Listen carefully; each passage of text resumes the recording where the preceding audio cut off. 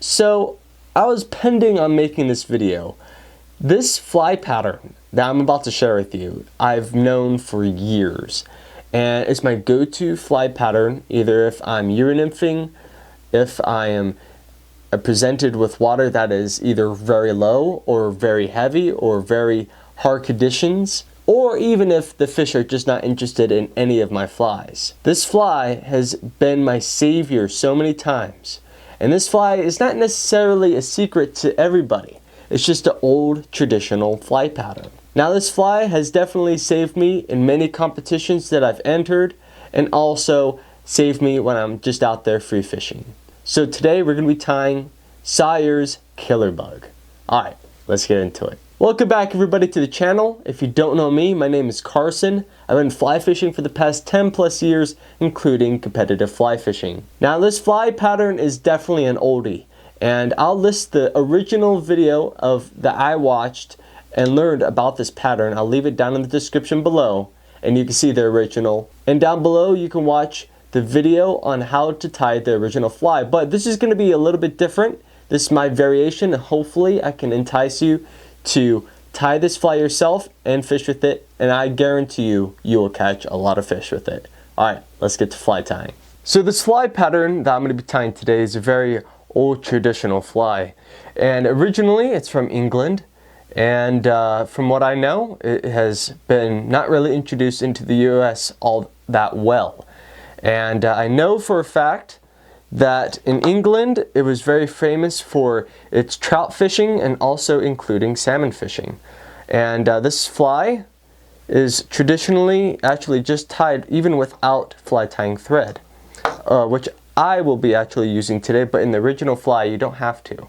You just use copper wire. But as of today, this is how I'm going to tie it. We're going to start off with some lead wire, and I'm going to be leaving all the instructions and materials down below in the description.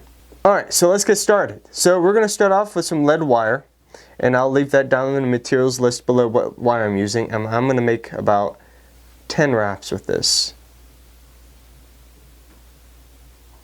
And after that, I'm just going to cut that off, and I take this end piece off here too.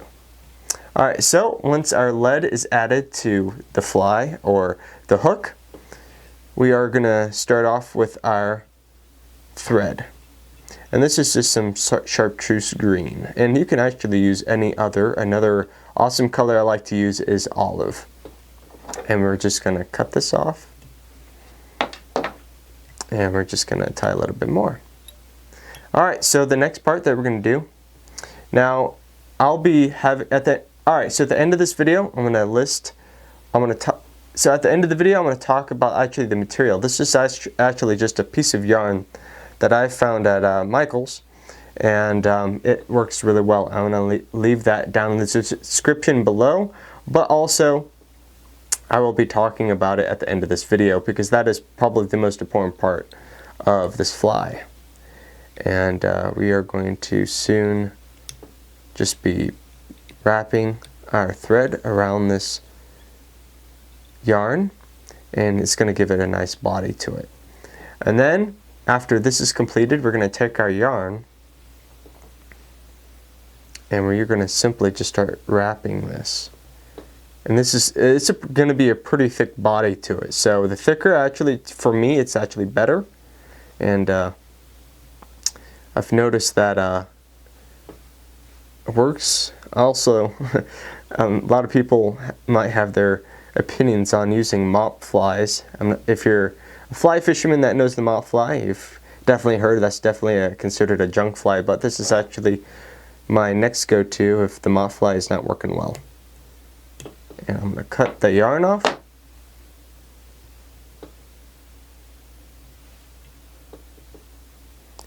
And we're just going to start building the head behind the hook eye. And then we're going to take our whip finisher and we're going to finish up this fly. And there you go. Fast, easy, easy fly. And that's what I love most about it. But this fly has definitely helped me in really, really clear water, really murky water. It just works all around. And honestly, I really don't know what it imitates. It just works so well.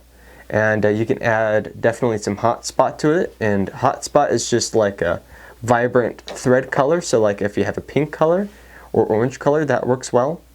But also too, you could change the body color, but I like to use like a whitish tan yarn, and that's it. That's the fly. Now let's talk about how to fly fish this fly, and let's get into more detail about the yarn material. Well, there you go. There is my version of Sawyer's killer bug, and basically it is a very deadly fly. It's very simple, and it literally takes a couple of, if you really get well with this, making this fly, you could probably make this in seconds. But this bug is so simple to make, but the effectiveness of this bug, oh my gosh, it's like the mop fly in a sense. If you don't know what the mop fly is, I have a video, really old video on it, and I probably made that like about 5 years ago by now. So I don't necessarily know what it imitates. Only thing I do know is that it catches fish. And the material that I'm using, that I was using for this video, is just this. I went into my mother's yarn or crochet kit, and I got some yarn from it, and it has a variation of like a golden color, pink, and then it has a tan. And this, any material actually that if you know what a sucker spawn is, or the material that you'd use for a sucker spawn, that also works really well for this. Now when you watch, and I encourage you to watch the video down below, because my fly variation is actually quite different. The fly that the killer Sawyer bug actually is, how it's made, is without fly tying thread.